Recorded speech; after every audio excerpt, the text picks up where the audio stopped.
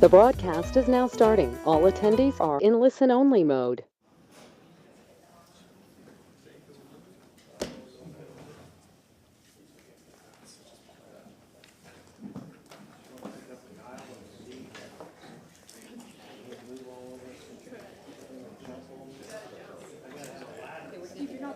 All right. I'd like to call this Tampa City Council evening meeting to order. Roll call, please.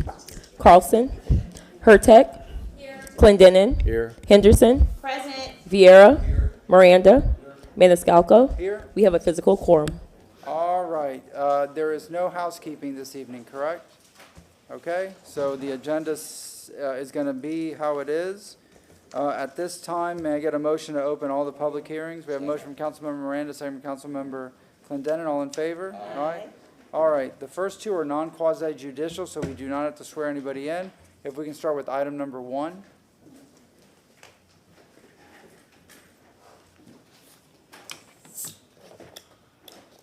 Yes, ma'am. Go ahead.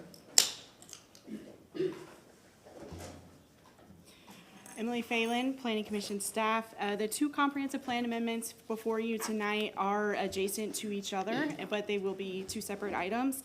The first amendment is a privately initiated amendment, and the second one is a publicly initiated amendment by Planning Commission staff. The first one is TACPA 2419, and it's located at 706 South Moody Avenue.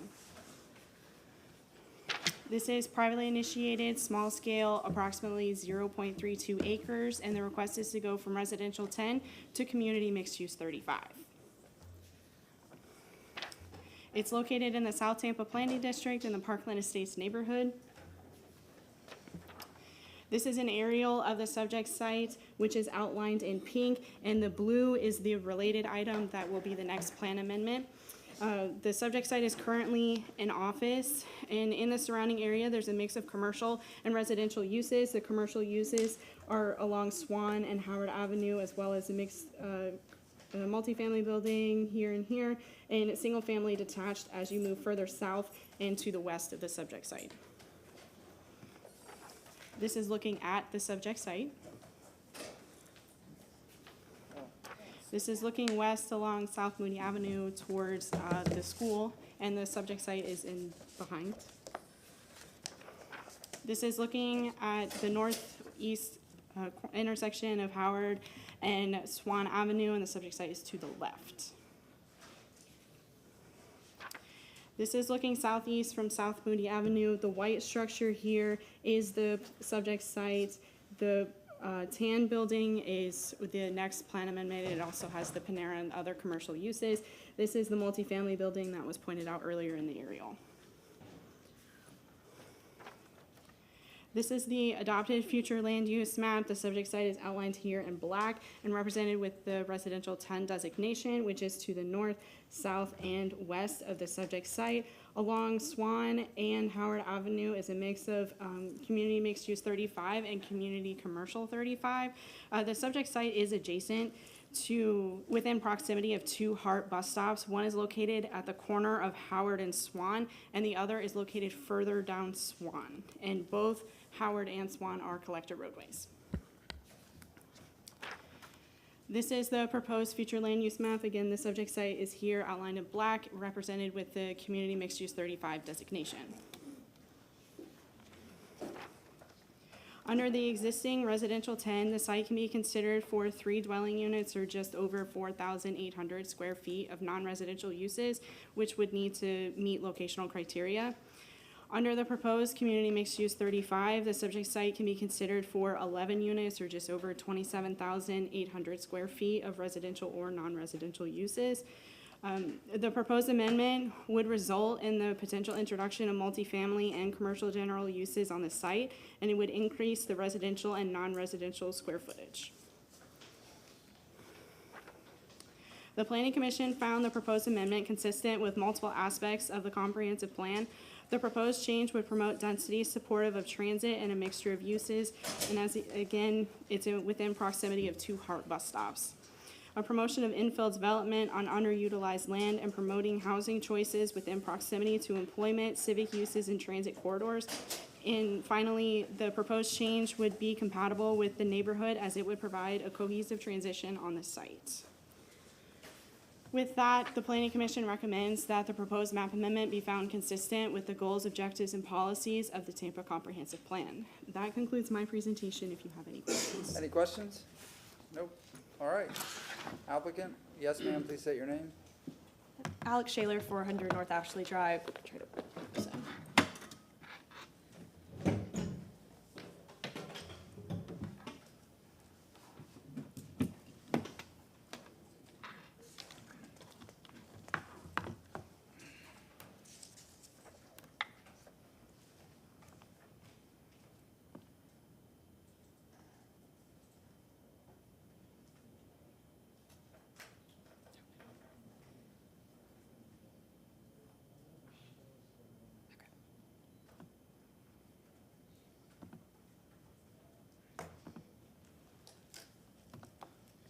Okay, Emily did a great job of teeing this up. I think that this aerial is a really compelling picture. This is all of the blue is all the non-residential development surrounding the subject property. That little area outlined in pink is the property for which we have this plan amendment filed. As you can see, it's completely surrounded in a sea of non-residential development today. Again, existing use, this is an interior design office building right now. Candidly, this is not accompanied by a PD application. We don't have any kind of imminent redevelopment plans here. This is a longtime client of ours, and we've kind of counseled them that, you know, in the future, if you do want to redevelop the site, R10 is not necessarily a compatible use with the built pattern today. So this is something that we are doing proactively. Like I said, there is no plan for redevelopment now. That office will stay, but something that we're considering in the future. So I think that this request boils down to a single question, and that is, does a single-family home belong on this parcel?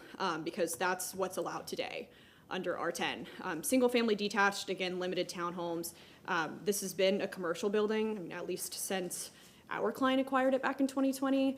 And though it looks like a house, it is operating as a commercial building in a parking lot. We are proposing CMU 35, again, not directly tied to an introduction of multifamily or an increase in density. It's just something that, again, is more compatible with what's there today.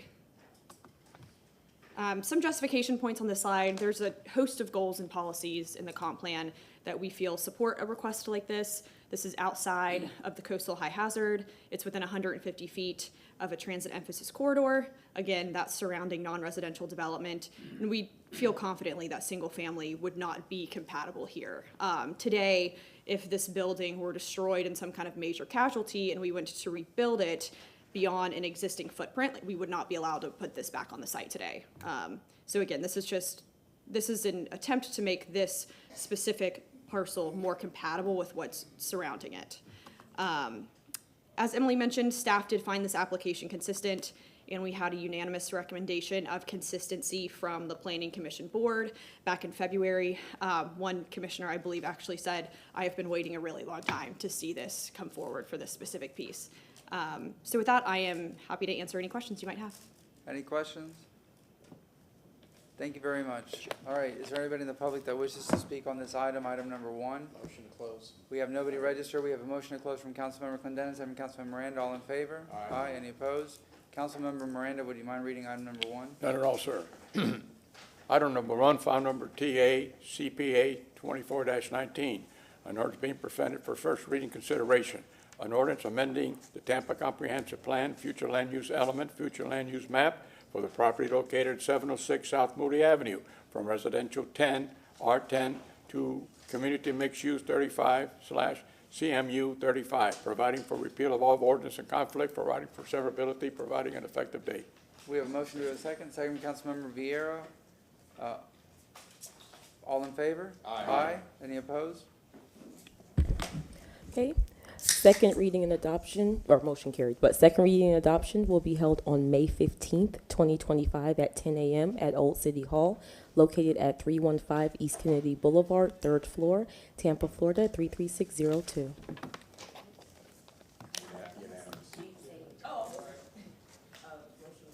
Sorry, motion was carried unanimously. All right, item number 2. Yes, ma'am. This is TACPA 2420, 701 South Howard Avenue. This is initiated by Planning Commission staff. Staff sent a letter back to the property owners in December. This is small scale, approximately 1.5 acres, and the request is to go from residential 10 and community mixed use 35 to community mixed use 35. It's located within the South Tampa Planning District in the Parkland Estates neighborhood. This is an aerial of the subject site, which is outlined in pink, and the blue is the previous plan amendment. And just to go over it again, the commercial uses are along Swan and Howard, along with a mix of residential uses as well. This is looking at the subject site. This is looking east at the subject site, which is the tan building, the previous plan amendment you heard, and the multifamily in the back.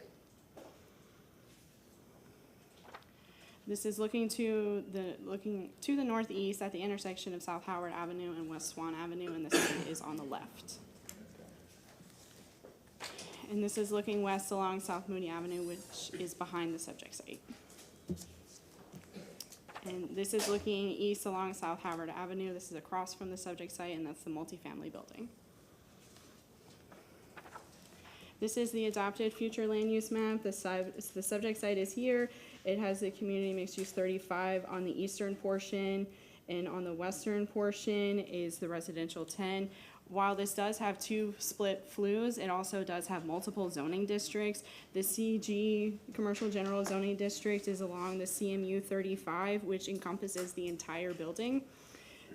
This corner here is residential office, and this sliver here is residential multifamily 24, which is not compatible with the residential 10 future land use designation. This is the proposed future land use map. The subject sites here represented with the community mixed use 35 designation. Under the existing residential 10 and community mixed use 35 designation, the subject site can be considered for 39 dwelling units or just over 95,500 square feet. The non-residential uses within the residential 10 future land use designation would need to meet locational criteria. Under the community mixed use 35 designation, the subject site could be considered for 52 dwelling units or just over 130,000 square feet of residential or non-residential uses. This amendment would result in the potential introduction of multifamily and commercial general uses on the residential 10 portion of the parcel. Planning Commission found the proposed amendment consistent with multiple aspects of the comprehensive plan. The proposed change would promote density supportive of transit and a mixture of uses. The site is within proximity of 2 HART bus stops, a promotion of infill development on underutilized land, and promoting housing choices within proximity to employment, civic uses, and transit corridors. Additionally, the proposed change would be compatible with the neighborhood as it would provide a cohesive transition on the site and would allow for the zoning districts to be more in line with the comprehensive plan. With that, the Planning Commission recommends that the proposed map amendment be found consistent with the goals, objectives, and policies of the Tampa Comprehensive Plan. That concludes my presentation. If you have any questions. Do we have any questions? Nope. All right, is there an applicant for item number 2? We are the applicant, All right. so it would be So public. is there anybody in the public that wishes, publicly initiated, is there anybody in the public that wishes to speak on item number 2? I see no one, and there's nobody registered. We have a motion closed from Councilmember Clendenin, second from Councilmember Miranda. All in favor? Aye. Any opposed? Councilmember Vieira, would you mind reading item number 2? Sure. Move an ordinance presented for first reading consideration, ordinance amending the Tampa Comprehensive Plan, future land use element, future land use map for property located at 701 South Howard Avenue from residential 10 R10, community mixed use 35 CMU 35 to community mixed use 35 CMU 35, providing for repeal of all ordinances in conflict, providing for severability, providing effective dates. Second. We have a motion from Councilmember Vieira, second from Councilmember Miranda. All in favor? Aye. Any opposed? Thank you very much. Motion carried unanimously. Second reading and adoption will be held on May 15th, 2025 at 10 a.m. at Old City Hall, located at 315 East Kennedy Boulevard, 3rd floor, Tampa, Florida, 33602. Thank you very much. For the remaining items, 3, 4, 5, and 6, these are quasi-judicial, so if you are going to speak on any of these items, please stand, raise your right hand, and we'll swear you in. If you're going to speak on any of the items tonight, please raise your right hand.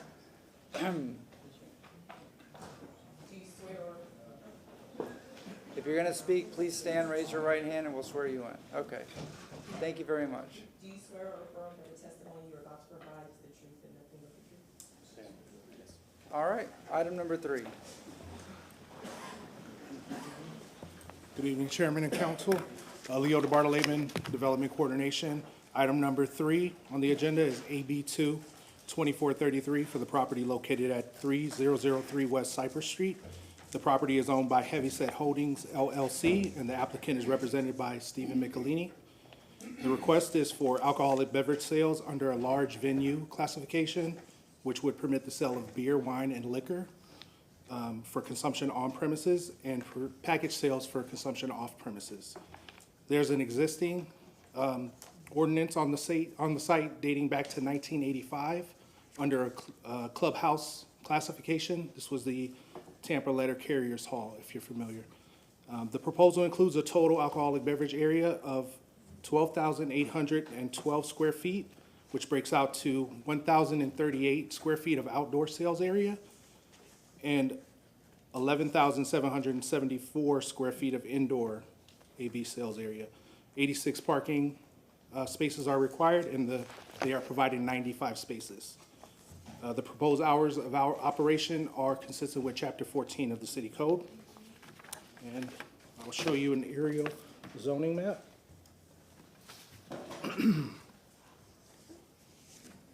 The subject site is outlined here in red. You see this is North McDill Avenue here and North Habana Avenue.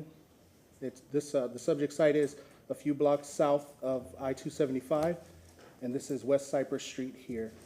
You can see a mixture of commercial and neighborhood uses with some PD. For reference, this subject site is located approximately 1 block from the existing Alessi Bakery, which is here. This is the site plan that was presented by the applicant. This is North New Jersey Drive here. West Cypress Street is here, and they are providing access here and here.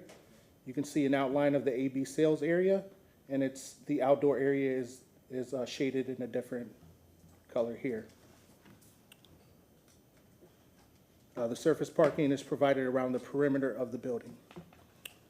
I have some photos here. This is the front elevation of the site. The outdoor sales area is this area here being repurposed. This is the elevation facing west. This is elevation of the front, and you can see some of the surface parking. This is North New Jersey Avenue here. You can see some of the commercial and industrial uses. This is facing east from the subject site's parking lot. You see the old Tampa Letter Carrier sign is still existing there. This is the abutting property to the east of the site. This is facing south from the subject site, which would be behind me. You can see the commercial uses and mixed in with some residential uses there on North Gomez Avenue. This is facing east. You can see a mixture of the different commercial and residential uses there.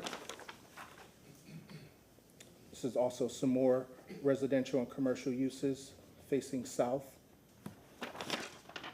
There are also office and residential uses with some other commercial uses. This is facing west on West Cypress Street. This is also facing west. This is North New Jersey Avenue.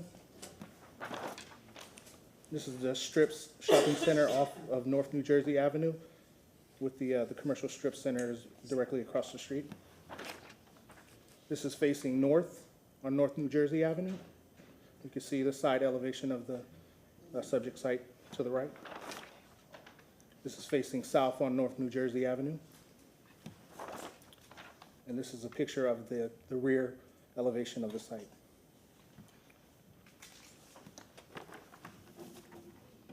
There's one waiver requested with this application related to distance separation from other AB establishments. The Development Coordination and Compliance staff reviewed the application and find it inconsistent with the applicable City of Tampa land development regulations. Minor site plan modifications are required to be made between first and second reading, and I'm available for any questions. Any questions? Thank you very much. All right, applicant? Yes, sir?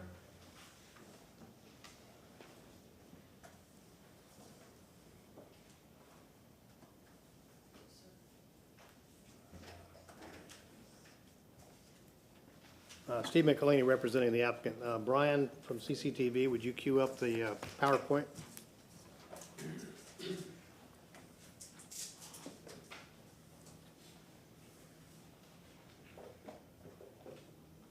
There's no audio on this, so it's,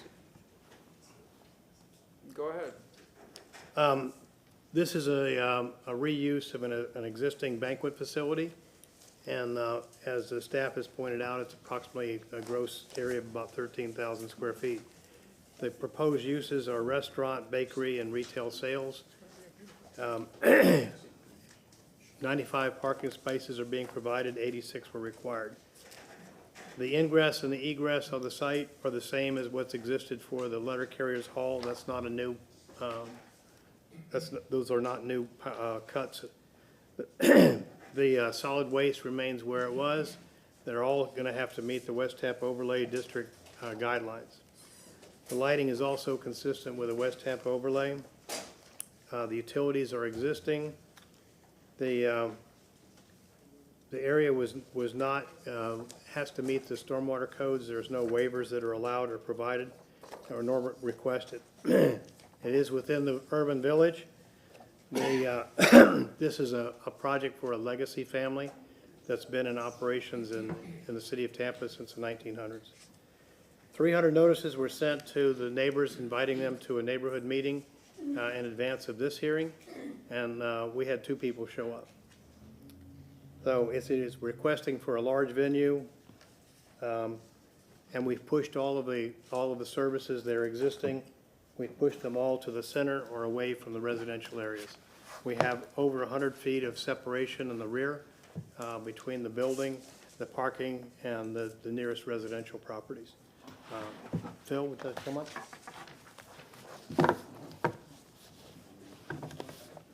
The Alessi family is here. Please say your name. Phil Alessi, Jr. So appreciate you guys, giving us this opportunity to meet with y'all.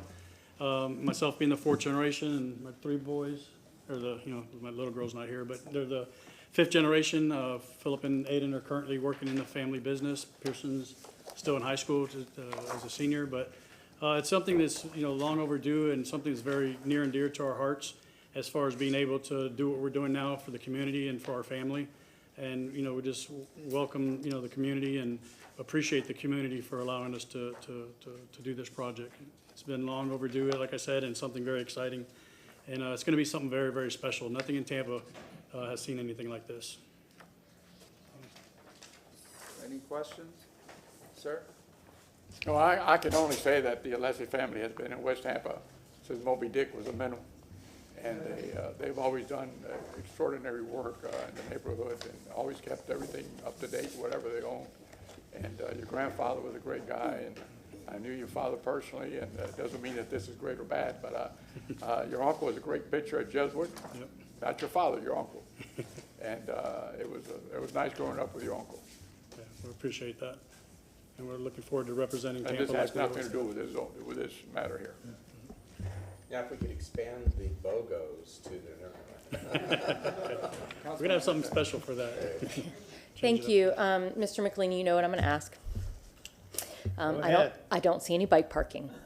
So when we're talking about parking, where is the bike parking, and is it covered, and is it secure, and is it well lit, and is it close to the entrance? I'm sure we can look at that between first and second reading and see how we can accommodate it. I would greatly appreciate that. We're trying to encourage that as we move forward, and if we're looking at parking, we're looking at parking in every way, every sense of the Yeah, way. So we took extra measures to make sure that the buffering was adequate and using all of the existing parking so that we didn't begin to intrude any further into the areas. The east and the west sides and the south sides are fine. Yeah. The north side has a very large green space that stops at the existing parking lot. It has a land use designation of R10, so you won't see the building extending back into that wet zone, into that green space area. But we'll look at covered parking for bicycles. Or just even bike parking, I just didn't see any on the site plan, so appreciate it. Thank you. Anybody else? Anything else in your presentation? No, thank you very much for your consideration. Thank you. I just have a quick question. Should this pass, summer 2025 is very ambitious. Do you have a date? Yes, ma'am. We don't have a solid date. We're looking at mid-September. The contractors, the general contractors will turn over the property to us sometime in July, and then we'll go to work and, making the transition from the location we're at currently to the new location. So we're looking at mid-September. As we get closer, we can, we'll definitely have a specific date. Okay, One thing to note is that I wasn't done. the new equipment has already been delivered and is standing by waiting for the facility to be completed. So, Councilmember Henderson. Oh, thank you.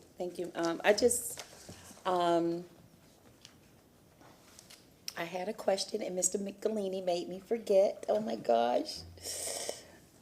Brain freeze. Disregard. All right, anything else? Yeah, darn it. Is there anybody in the public that wishes to, do you have anything further in your presentation? No, you wanna Council, save it for that rebuttal? concludes our presentation, and we appreciate your approval. Thank you very much. Is there anybody in the public that wishes to speak on item number 3? Motion to close. We have a motion closed from Councilmember Clendenis and from Councilman Vieira. All in favor? Aye. Any opposed? Councilmember Henderson. 3. Yes, it is a privilege to move file number AB 22433, an ordinance being presented for first reading consideration, an ordinance approving a special use permit SU2 for alcoholic beverage sales, large venue consumption on premises, and package sales off premises consumption, and making lawful the sale of beverages regardless of alcoholic content, beer, wine, and liquor at or from that certain lot, plot, or tract of land located at 3003 West Cypress Street, as more particularly described in Section 2, providing that all ordinances or parts of ordinances in conflict are repealed, providing an effective date. We have a motion from Councilmember Henderson, second from Councilmember Clendenis, and yes, ma'am. Including the revision, if And I could add to the include bike the revision. lanes. No, but Oh. there was also another revision sheet that he talked about, so just Okay. including the revision sheet, including bikes. Including the revisions sheet, Ms. Johnson Velez. yes. Where is Thank it you, on here? Council. There should also be, as part of the title, repealing ordinance 8859-A. Okay. That's an existing Is that on ordinance. our paper? I'll amend that, it's not in here, but I'll amend to include. Okay. Thank you. All right, we have a motion and a second. All in favor? Aye. Any opposed? And Thank may you. John Alessi, my classmate of 1982, rest in peace. Okay. Second Motion reading ca- date is what? Motion carried unanimously. Second reading and adoption will be held on May 15th, 2025 at 10 a.m. at Old City Hall located at 315 East Kennedy Boulevard, 3rd floor, Tampa, Florida, 33602. Councilmember Carlson. I just want to say real fast to the third, fourth generation there. The way that cities really become great, the way they graduate into the great city status, is by developing their own brands and promoting their own brands. And you guys are inheriting one of the most important brands in Tampa, one of the best known brands in Tampa. And so good luck, and as a community, we'll do everything we can to support you. Yep, just don't change the brownie recipe. Yeah. Not mess with that. If not, we're going to reconsider. That's right. In fact, now that you brought that up, the Alessis were the one, the Alessis are the ones that used to make the brown bread for Café Pepe. Yeah. They're the ones that bake the bread. Oh my God, those brownies are good. They should be illegal. Then I'll just add a couple of things since we're on the Alessi kick. My mom's favorite sfogliatelli are from your place. And every Sunday after church, they would go to the Howard Avenue location and get bread. So every time we drive by there, I got to hear that. Either my grandmother would tell me the story or my mother. Huh? We expected, after sending out 300 notices and invitations that included food and beverages, that we'd have more than 2 people show up. But that was it. At least the scacciata, I mean, Two people, and we had a huge table full of food that, Honestly, that tells you how respected one the institution and the name is, that, you know, when folks know they're gonna bring quality to whatever project and whatever product you deliver, you know, your name really is gold, so I think that's one of the reasons why. the two that showed up just wanted to eat. Guido was one of them. Thank you, council. Thank you Thank very you. I much. just want to say one last thing. I really appreciate y'all's nice comments. You know, we work hard and thrive. It's just how we were raised to represent our family name and also to represent the Tampa Bay area. And that's something we take to heart and we will always do, especially with these guys too. And they're learning the business? All right, don't let it die. I mean, because a lot of business, you know, it's lasting 13 years? yes, It's it'll be 13 not this a year. common thing, so, very good. Thank you very much. Thank you. Yep. Thank you, council. All right, item number 4. Good evening, council and chairman, Leo DeBartolome, Development Coordination. Agenda item number 4 is AB 2-2501. It's for the property at 608 North Willow Avenue. The applicant is Christopher Walters, and the property owner is Jade Apartments LLC. The request is for alcoholic beverage sales, small venue, beer, wine, and liquor, consumption on premises, and package sales, consumption off premises.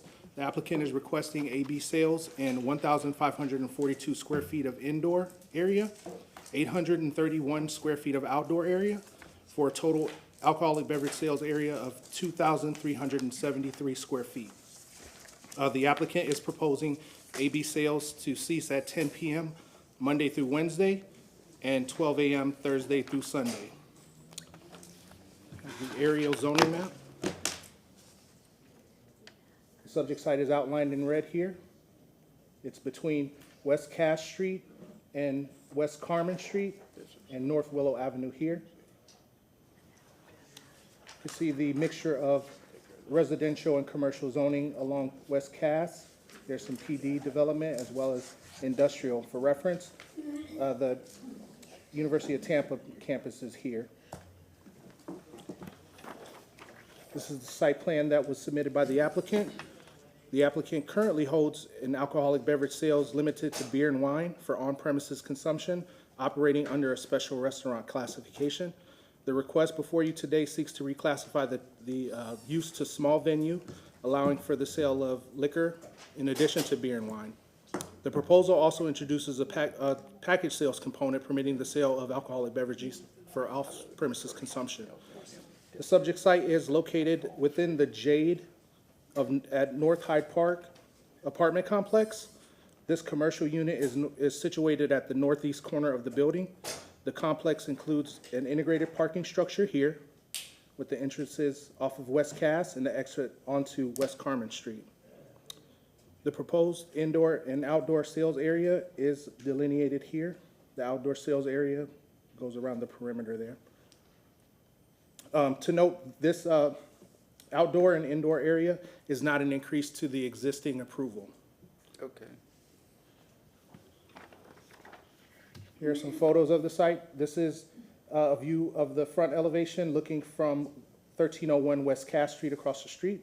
This is Cass Street here, and this would be the corner of North Willow. This is a zoomed in photo of that same elevation. You can see some of the outdoor seating here. This is facing east on West Cass Street and North Willow. This is surrounded by other commercial and industrial uses. This is facing west on West Cass Street. The entrance to the parking structure is here. This is facing north on the corner of West Cass and Willow. Again, a mixture of residential and commercial uses here. This is facing south on North Willow Avenue. This is the side elevation from North Willow. You can see some more of the outdoor seating there. This is a elevation of the south, and you can see the exit to the parking structure. This is along West Carmen Street, West Carmen Avenue, excuse me. And this is facing west on West Carmen Avenue. There's one waiver requested relating to the distance separation to other AB establishments. Development coordination and compliance staff reviewed the application and find the request inconsistent to the applicable City of Tampa land development regulations. Minor site plan modifications are required to be made between first and second reading, and I have a supplemental revision sheet that was updated today, and I'm available for any questions. Councilmember Hurton. Can you go back to the photo that's looking across Cass Street at the establishment? There's The a first big one? box truck in front of it. Oh,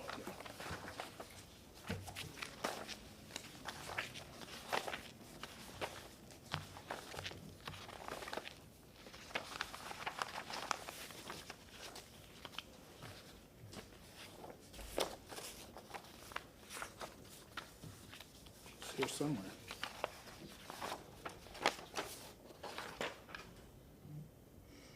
Yes, and I just want to point out that box truck is in a protected bike lane. So I would love for you to hold on to that so I can send it to mobility. Sure thing. Thank you. Any other questions? Thank you very much. Is there an applicant? Do we have an applicant for item number 4? Yes, please come on up. Revision.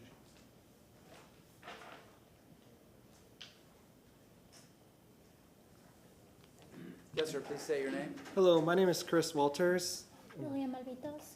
and we're a husband and wife team. We're kind of newbies in town in terms of this limited service restaurant idea. We're currently a coffee and wine bar with a little bit of beer, and we just opened a few weeks ago in the newer Jada North Hyde Park complex, and we're Argentinian and Italian fusion based, so we're bringing kind of coffee with wine, mainly coffee in the morning, and then kind of come back in the evening to relax and have some wine and some beer with us. And we hope to serve the community. We got a lot of returning customers so far, especially around the neighborhood and folks that live at Jada and North Hyde Park. So we're looking to, bring services to the local North Hyde Park area. Great. Any questions? Yes, ma'am. Sorry, I'm going to ask again. I didn't see any bike parking. I didn't know if there's some on the inside of the parking garage. Right, so I'm not going to say that there's dedicated parking inside of the parking garage. I'd actually have to take another look-see at that. There is, with like protected parking garage parking on the ground level, but I'm not sure if there's actually dedicated bike parking. That's something that we'd have to look at. And the reason I'm really talking about that is because you're right on the protected bike track, and you're going to have cyclists. And I've noticed that in North Hyde Park, there are no bike racks anywhere, even though it's protected bike lanes. So You're right. I just want to, it will help your business to maybe have your landlord look into that. Well, definitely, yeah. We have bikers, 3 bikers today, and they didn't know where to put their bikes, so they actually parked them on our patio. Yeah. So we didn't say anything, but yeah, that's something to definitely bring up. Okay. I appreciate that. Yeah. Anything else in your presentation? No, again, we're kind of newbies, so we didn't know that we needed like a whole presentation. I'm a Tampa native since '99. I'm Argentinian. She's Argentinian, but she's been here since she was 12. So we're both Tampa natives. The Argentinian kind of flair with our restaurant comes from her side. Great. Yeah, I'm just boring, and I've been here my whole life. Hey, Tampa's not boring. No, but I mean, We're the most exciting city as far as any America. type of flair. No, Yeah. it's not, definitely, but in terms of like my origin story and things like that. Great. Thank you very much. Is there anybody in the public that wishes to speak on item number 4? Motion closed. We have a motion closed from Councilmember Clendenin, second from Councilmember Miranda. All in favor? Aye. Any opposed? Councilmember Clendenin, would you mind reading item number 4? And remember that there is a revision sheet.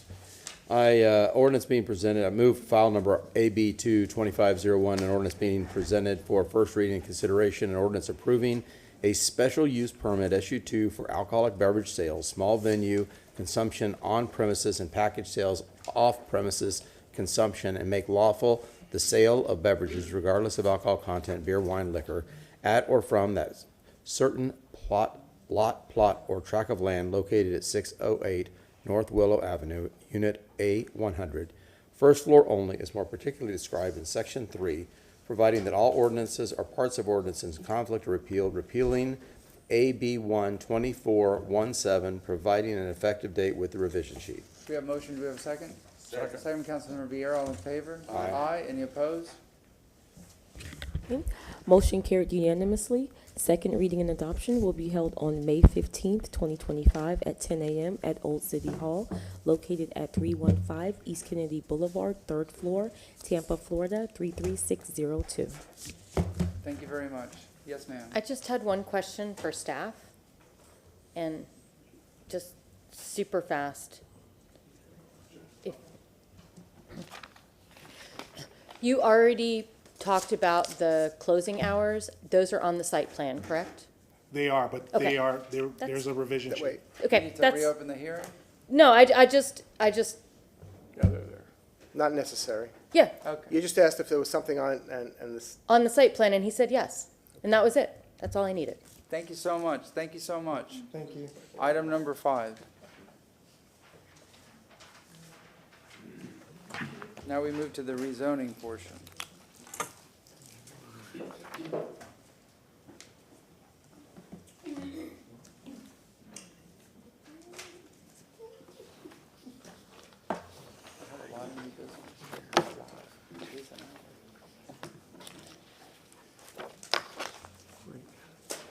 Good evening, Council. For the record, Christopher Demonte with Development Coordination.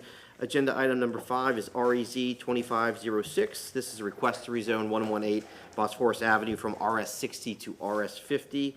We'll start with an aerial of the subject property and the surrounding area. The subject site is outlined in red. It's located along the west side of Bosphorous Avenue. It's within the general vicinity of East Davis Boulevard to the north, Danube Avenue to the south, and West Davis Boulevard to the west. The parcel is developed with a single-family detached dwelling as well as a single-family semi-detached dwelling.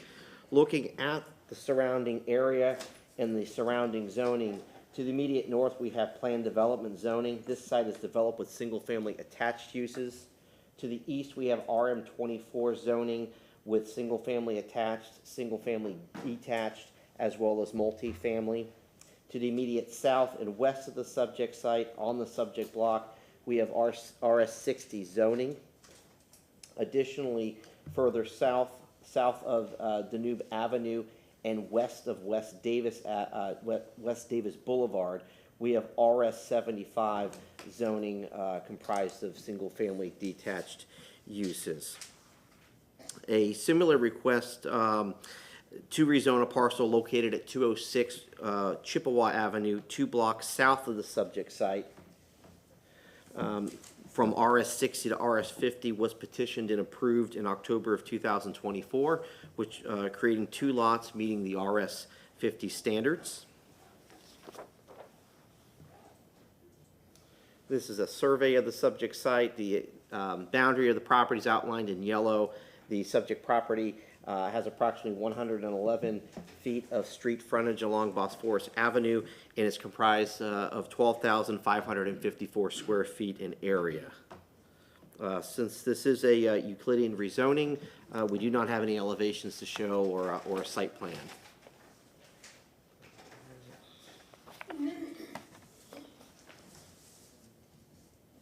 First, we have a photo of the single-family semi-detached dwelling on the subject property.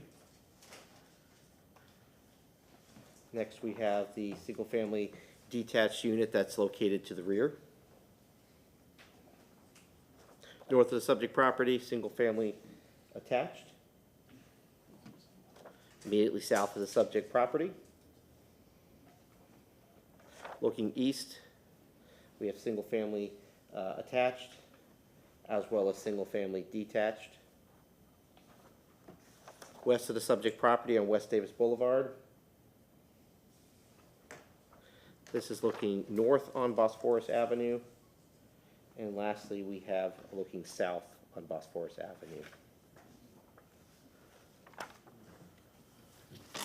With this being a rezoning from RS 60 to RS 50, we do have a conforming map which was used in staff's analysis of this application.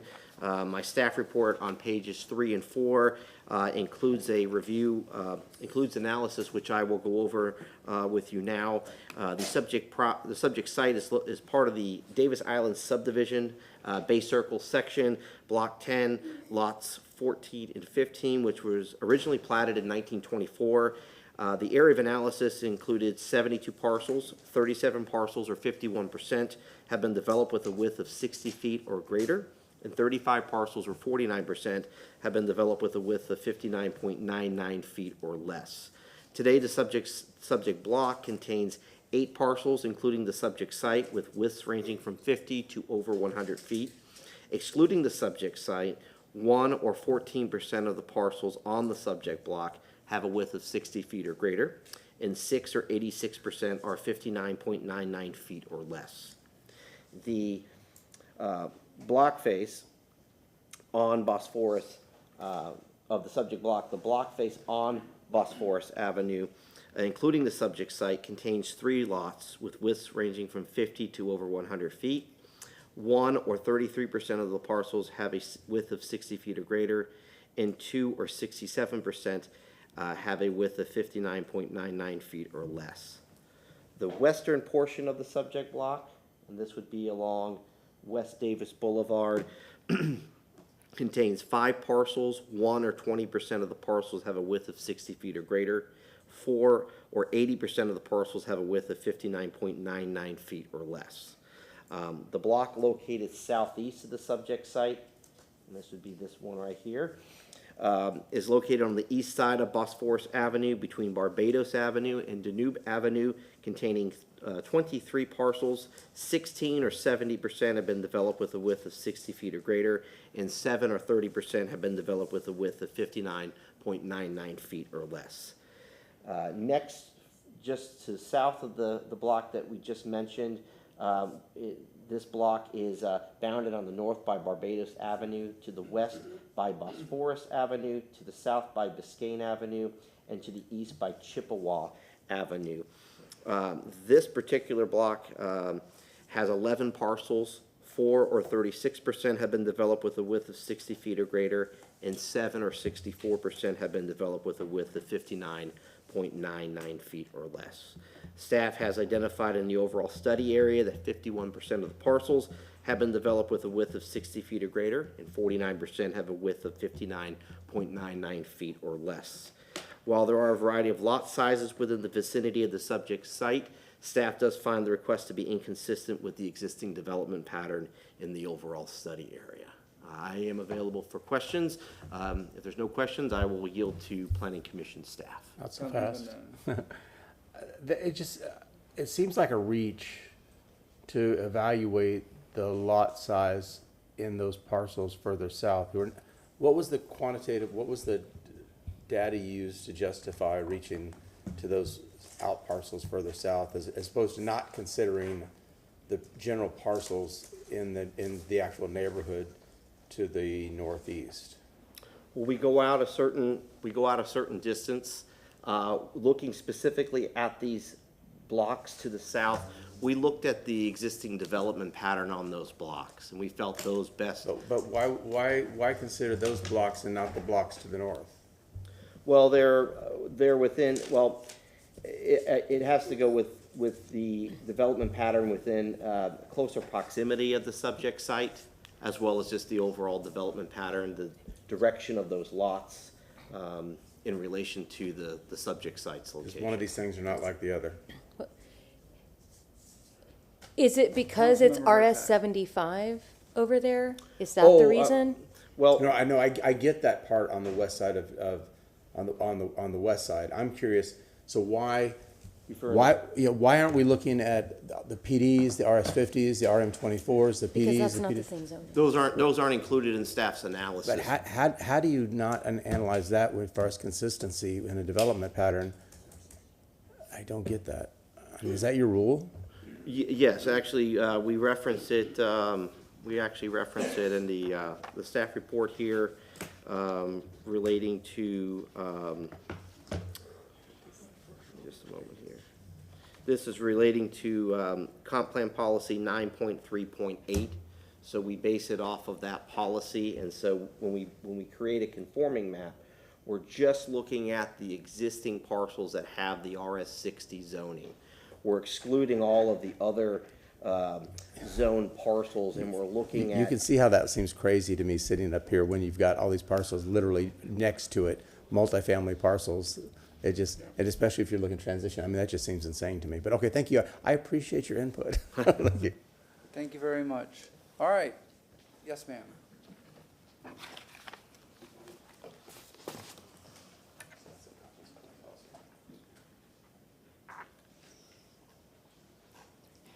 Emily Phelan, Planning Commission staff. The site is within the Central Tampa Planning District, Davis Islands Urban Village, and the Davis Islands Neighborhood and Evacuation Zone A. The subject site is located here, represented with the residential 10 designation, which is to the south and the west of the subject site. To the north and east is the residential 35, and further to the west and south, the yellow is residential 6. The proposed request is consistent with the density anticipated under the residential 10 designation. The proposed request would allow for 2 lots approximately 56 feet wide, consistent with the established lot pattern of the neighborhood. The request is also consistent with the density and policies outlined in the comprehensive plan, supporting infill development on underutilized lands by promoting a higher density on an underutilized site. The proposed zoning is consistent with the density anticipated under the residential 10 designation and would provide additional housing in the Davis Islands neighborhood.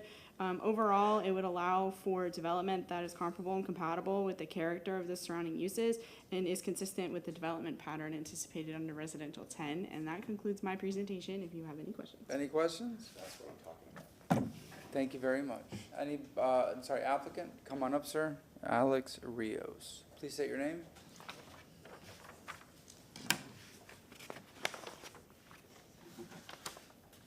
Good evening, Council. My name is Alex Rios with Rios Architecture, representing the property owner of 118 Bosphorous Avenue on Davis Islands. We are seeking approval for a Euclidean rezoning from RS60 to RS50, which would allow for the subdivision of this oversized lot into 2 single-family parcels. I believe in this proposal because of the development pattern specifically within the immediate vicinity of the property, compatible density, zoning precedents within the broader Davis Islands, and alignment with the comprehensive plan objectives.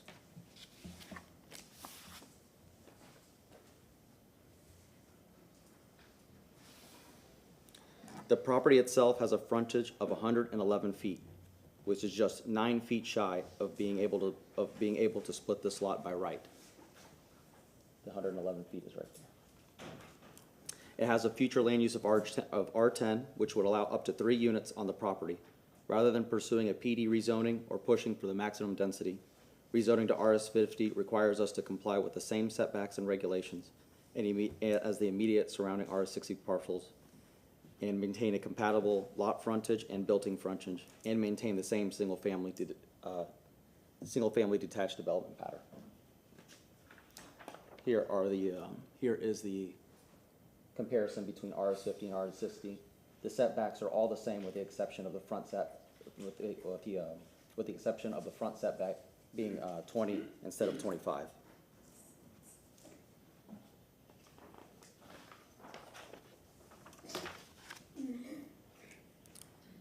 The property immediately abuts a PD rezoning for townhomes to the northeast, directly across from RM24 and RS60 to the southwest and northeast. Except for one parcel, all the RS60 parcels within the lot are non-conforming to the minimum 60-foot frontage requirement.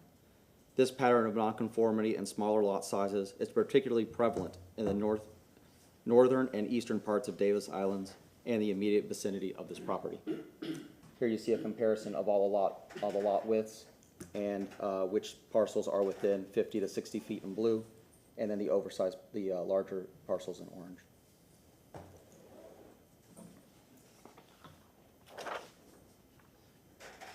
An identical case was heard for the property located at 206 Chippewa Avenue last year. That is located right here. Subject parcel is here. There is Chippewa. They too applied for Euclidean rezoning from RS 60 to 50. Staff also found it inconsistent, and it was approved by council. There are other identical cases on Channel Drive, 2 cases on Channel Drive, and 1 on Danube Avenue on the southeast portion of Davis Island that were also approved in 2019 and 2020. This property is situated much closer to higher density as it abuts the PD and RM24 zoning, and thus is in better alignment with the city planning objectives. Here's the parcel, and here's another cluster of RS50 adjacent to the RM24. In conclusion, council, I only bring forward cases that I truly believe in, and I believe in this case because this rezoning thoughtfully blends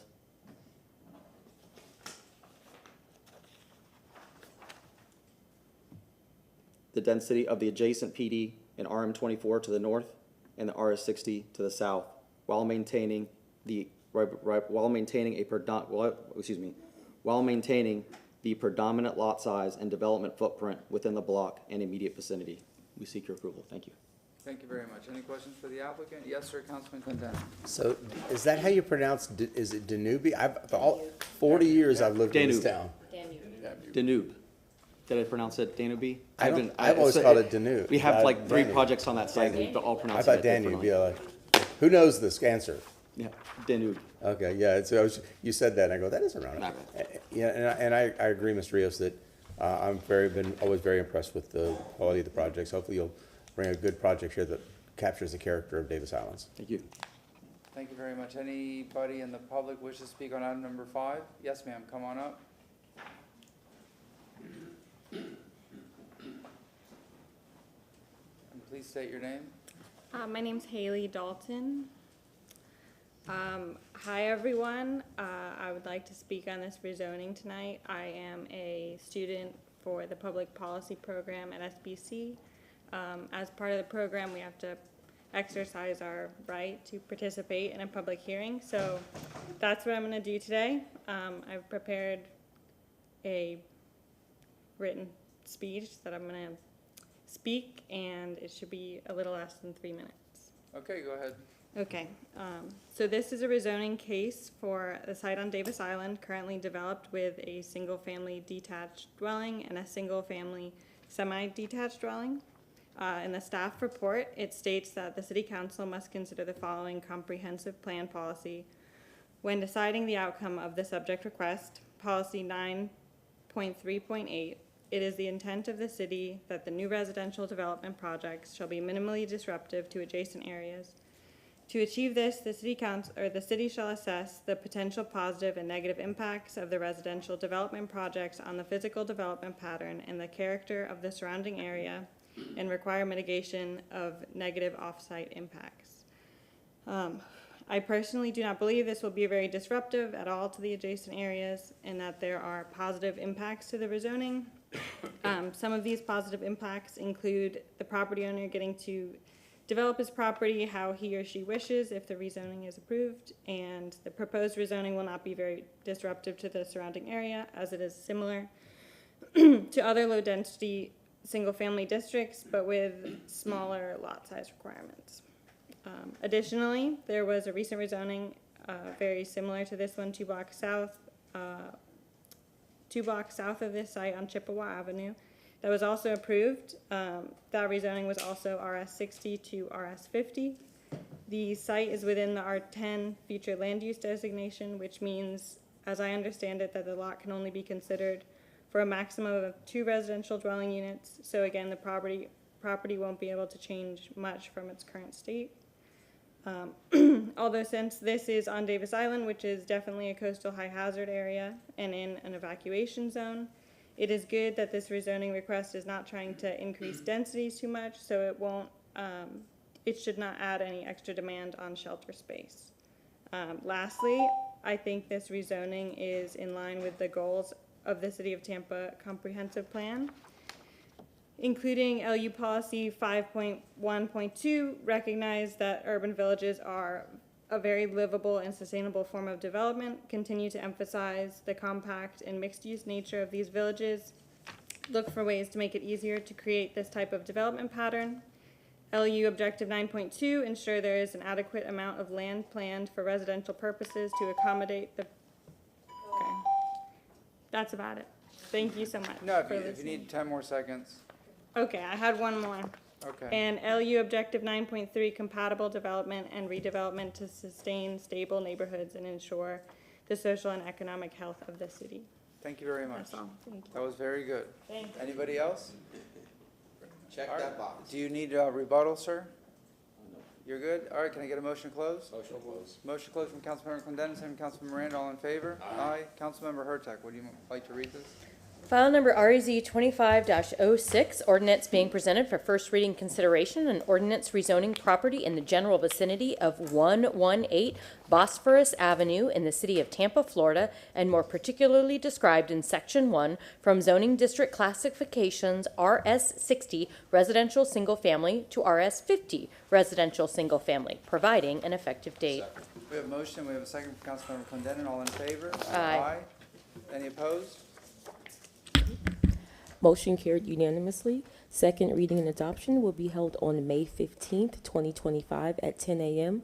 at Old City Hall, located at 315 East Kennedy Boulevard, 3rd floor, Tampa, Florida, 33602. Thank you so much. Yes, sir, the last item of the night at 6:04 p.m. Thank you, Mr. Chairman. Again, for the record, Christopher DeMonge, Development Coordination.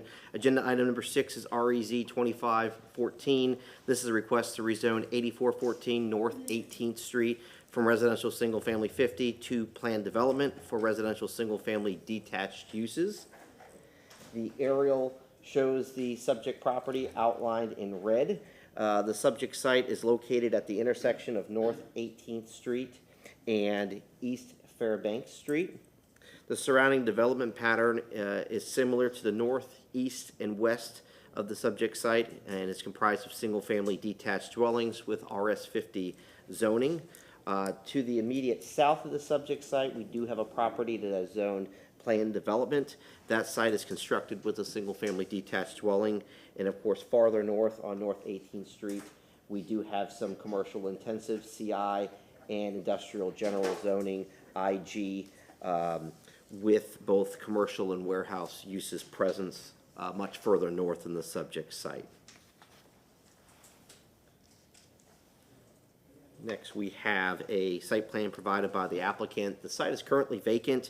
The applicant's proposing the construction of 2 single-family detached uses. We have parcels A and parcel B. Parcel A is approximately 50 feet in width. With frontage on both East Fairbanks Street and North 18th Street.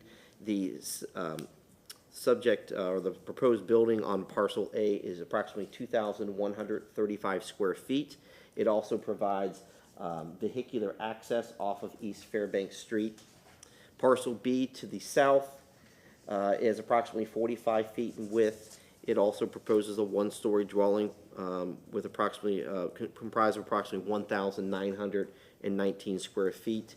There is a 1-car garage proposed with this subject site with vehicular access provided off of North 18th Street.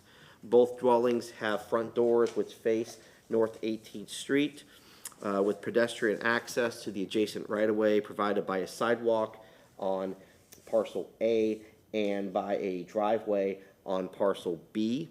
A sidewalk is proposed to run the full length of parcel A only along East Fairbanks Street, but no sidewalk is proposed for installation along North 18th Street due to the presence of existing trees both adjacent to and within the right-of-way.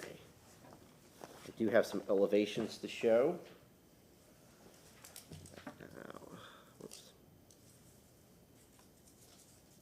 First, we have the elevations for parcel A.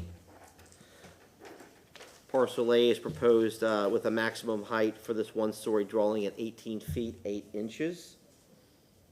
We have the east elevation, the west, north, and south. Next, we have the proposed elevation for parcel B. Again, 1-story dwelling, maximum height is 17 feet 10 inches. There is a 1-car garage proposed on this particular dwelling. There are no waivers associated with this application. We do have some photos to show of the subject site and surrounding area. First, we have the subject property. This is the subject site if you're looking at it from North 18th Street. Next, we have another photo of the subject site. This is off of East Fairbanks Street. This is looking north from the subject site.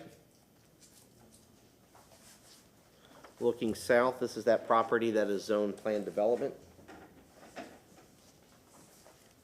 Looking east across North 18th Street.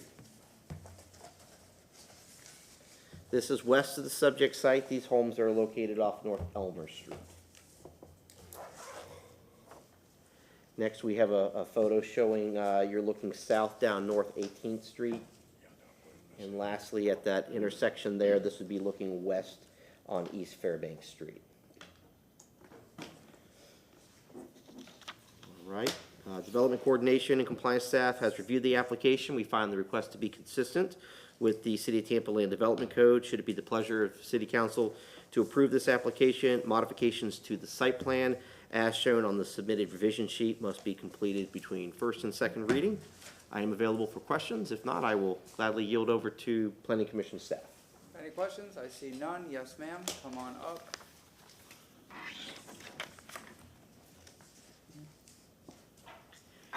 Emily Phelan, Planning Commission staff. The site's within the University Planning District in the Sulphur Springs neighborhood. The subject site's located here in purple, and it's surrounded by the residential 10 designation, which does allow for low-density neighborhood uses. The proposed request is consistent with the density anticipated under the residential 10 designation. Lot widths range from 45 to 100 feet on this portion of North 18th Street, and the proposed lot widths of 45 and 50 feet would be within the existing street block and lot configuration of the neighborhood. Planning Commission staff found no adverse impacts to the surrounding neighborhood. The comprehensive plan promotes compatible development, and the site would provide infill housing on an underutilized parcel within the Sulphur Springs neighborhood. Overall, the proposed PD would allow for development that is comparable and compatible with the character of the surrounding uses and is consistent with the development pattern under the residential 10 designation. And that concludes my presentation. If you guys have any questions. Any questions? I see none. Is there an applicant for item 6? Yes, sir. Come on up. Please state your name. Good evening, Chief and Council. My name is Ali Mansour. I'm the applicant and the owner for this application. I'm not going to take much of your time because I don't want to repeat what they just said, but just and I will bring to your attention that this property that had a house that was built in 1960 that had several code enforcement violations and a lot of judgments due to outstanding fines. I cleared the property, I demolished the house and cleared it as you saw in the picture. And we tried, to protect the site because a lot of people were dumping, their trashes over there. We are proposing to build 2 beautiful single-story houses that I believe is going to, add value to the neighborhood. We are not requesting any waivers, and the proposed development will meet with all the planning district for the Sulphur Springs neighborhood where this lot is located. We are going to be, abiding by all the setbacks, all the requirements from the staff members. Thank you for your time for this. Any questions for the applicant? I see none. Anybody in the public wish to speak? Motion closed. Second. We have motion closed from Councilmember Condem, second from Councilmember Vieira. All in favor? Aye. Councilmember Carlson, would you like to read 6? Sure. I move number 6, file number REZ 25-14, ordinance being presented for first reading consideration, ordinance rezoning property in the general vicinity of 8414 North 18th Street in the city of Tampa, Florida, and more particularly described in section 1 from zoning district classification RS50 residential single family to PD plan development residential single family detached, providing effective date. Second. We have a second from Councilmember Vieira. All in favor? Aye. Wait. Yes, sir? And the revision sheet. That includes, all right. So with the revision sheet, all in favor? Aye. Okay. Motion carried unanimously. Second reading and adoption will be held on May 15th, 2025 at 10 a.m. at Old City Hall, located at 315 East Kennedy Boulevard, 3rd floor, Tampa, Florida, 33602. Thank you very much, sir. Thank you very much. That concludes our agenda. Councilmember Carlson, do you have new business? Councilmember Hurtak. Yes. Last week, I asked to add language to the July 2024 text amendment cycle. They said that the text amendments are normally scheduled for a city council workshop session and city council votes to transmit the amendments to the planning commission. But right now, our next available workshop would be May 22nd, and we have a lot of stuff on that calendar. The next, so they recommend, so the the May 22nd workshop, if everybody could look at that, because their recommendation is to have a separate meeting after our CRA meeting at 1:30 on June 12th. And I figured that we could figure out a way to fit this into the workshop schedule instead. I'm actually, it was timely because I'm going to motion to remove the item 1 and change it to a quarterly report. I motion to remove item 1 from the May 22nd workshop. You might just want to explain which one it is. Item 1 is about the streetcar rail extension. I'm going to reword that and move that to a quarterly report. Okay. All right, we have a Second. motion, and we have a second from Councilmember Henderson. All in favor? Aye. So now we will replace that with your motion. Yes, and so they wanted to move it, so I don't think I have to change anything at all, but so what I'll say is I will set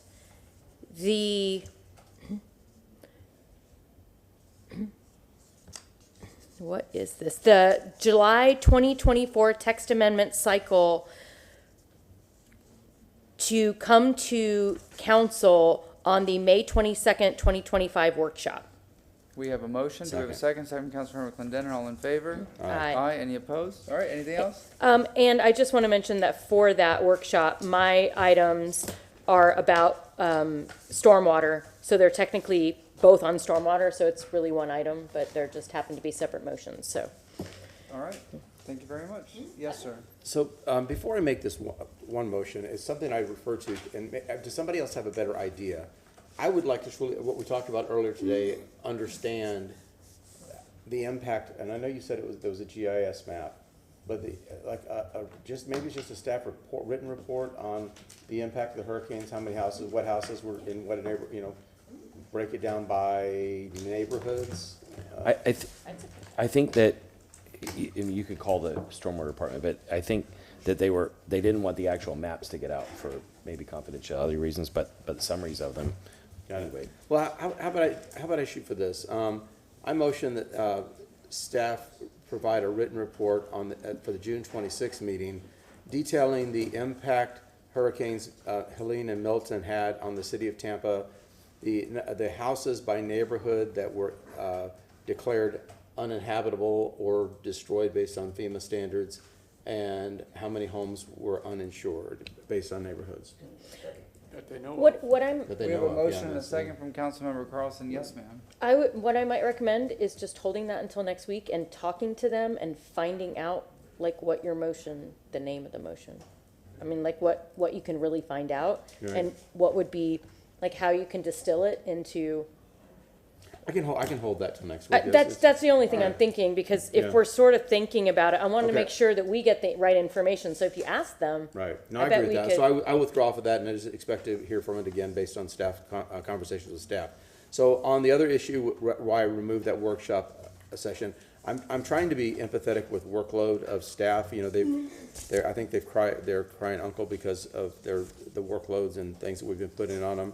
And I don't want to I'm trying to move things forward and not necessarily gunk it down in administrative BS. So what I'd like to do is start establishing a quarterly report from Mobility on the progress of the extension of the streetcar to Palm Avenue. And that report should include construction progress, contract progress, the progress being made in any land acquisition that is required, the taxation district, and the financing. And I would like that to begin on July 17th. We have a motion. We have a second from Councilmember Vieira. All in favor? Aye. Any opposed? Anything else? That's all I got. Yes, ma'am. Councilmember Henderson. Thank you so much, Chair. Yes, I would like the Chief of Staff to provide City Council with a report on an explanation regarding the status of the benches located by the Hart bus area. They are still removed, and our unhoused folks are sitting on the ground next to the benches. So I would like to know the status of why the benches are that way and the condition, or if there are any plans to return those slacks back to their proper place. Just any explanation, but I would like it in writing so it can be a public record. Second, but where? They're right across from Marion Street Bus Station. That's what Okay. excuse me, but yeah, Do go those ahead. belong to us or do they belong to Hart? They are on city property, on sidewalks. They're on I just didn't know if sidewalks. Hart installed those. Across the things. street. Okay. Well, if he can write that in his Yeah. memo, that they Gotcha. not ours. Okay. All right, we have a motion and a second from Councilmember Hurtak. All in favor? Aye. All right, did you need a date on that? May 1st. May 1st. Yeah, it can be, it doesn't require. That's a 1-week motion. I know. But it's an explanation. I don't think he's gonna take a lot of research for him to find out. Is that a rule that he can't do it in a week? Generally, the Is it a administra- rule? No, there is no rule. Okay, then May 1st. All right. Could be as quick as a phone call. Motion and a second. Yeah. All in favor? Aye. Any opposed? Anything else? No? Councilmember Vieira. Yes, sir. Y'all may remember Eric. Do y'all remember Eric Kaiser, the really nice young man? Yes. Who we saw him this morning. As the gentleman had to step outside to speak with. He's part of the originally started with the All Abilities internship here, and now he's a contractor with the city of Tampa. So he wanted to brief city council on an idea that he's really passionate about. He met with me this morning. It's a card that people with autism could have to give to police officers when they are pulled over. And so I wanted to have Ms. Raquel Poncho and Eric Kaiser to come in Tampa City Council as part of a staff report on July 31st. Probably should just take 5 or 10 minutes, just for them to speak on their proposal and how we can work with Plant City, Temple Terrace, the sheriff, the county, to make sure that we promote this and get this out. All right, we have a motion. We have a second from Councilman Miranda. All in favor? Wait. I just want to say congratulations. I think it's a great idea, and I wish that the county would adopt it because, we've seen situations around the country where, I know.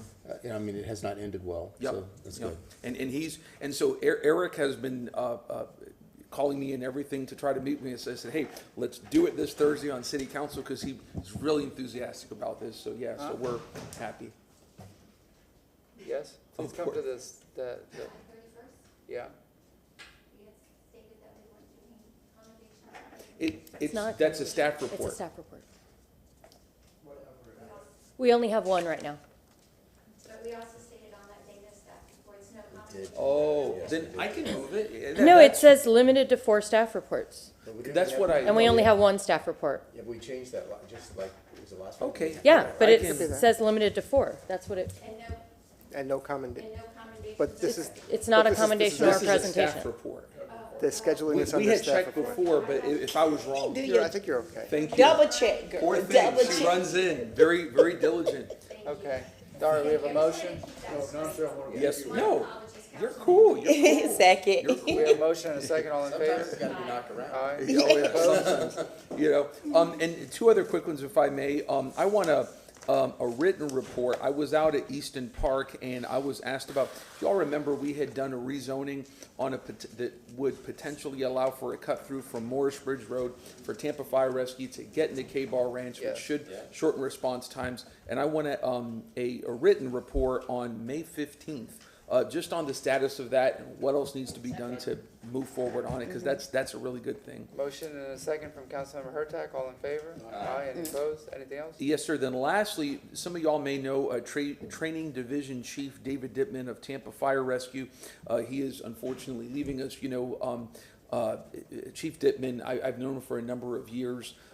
His brother-in-law was my son's Cub Scout leader and is a really nice guy, David Switzer. And I remember going to Tampa Fire Rescue when my son was younger with Cub Scouts. And we're really going to miss Chief Dittman, who's a really nice gentleman. So I want to give him a commendation, and I was going to do it on May 1st before City Council at 8:15, and we're going to send out a memo to everybody. So I wanted a motion for 2 things. Number one, a commendation for Training Division Chief Dittman for his many years of service to Tampa, and also wanted to do one David was very close to his father, retired Captain Richard Dittman, who passed on in 2018 after many years of service. Some of y'all may remember him from pancreatic cancer, and he passed on 7 years ago. So to give a commendation as well in his name to Division Chief Dittman. Right. And everybody's obviously invited to come. We have a motion and a second. Do we have a second? Second from Councilmember Clendenin. All in favor? Aye. Any opposed? Anything else? That's it. Thank you. Councilmember Henderson, you had Thank something you, Chair. I just wanted to circle back. And for clarification, we talked about those benches. I mentioned it like the announcement a couple of weeks ago. So I think it'll be okay for May 1st. The new business that I want to bring up is something that has been brought to our attention. B Parks and Housing wants all of us to know and the public to know that there has been some homeowner scams taking place in the city of Tampa, and CRA is asking our constituents to be very careful with anyone wanting to come into their homes, especially saying that they're with the city and targeting particularly seniors regarding home CRA matters. And so we're encouraging folks to ask for 2 forms of identification because that's being phased in, and we're sending out inspectors to check on this. There are people also representing themselves by indicating that they can consult with, based on fees for even businesses who are seeking some CRA resources to enhance their business establishment. So I just want to put it out there that we are aware of this, and we are, trying to take every measure possible to be careful with our community. Absolutely. So stop trying to scam people. All right, is that a motion? That's it. No, it's an announcement. Oh, anything else, Councilman Miranda? Y'all don't make announcements up here? Oh, and if I may, Yeah. it's not a motion. Just that I'm just trying to we were going to have city council karaoke on May 9th. It appears that my son's, one of his plays got moved from the 16th to the 9th.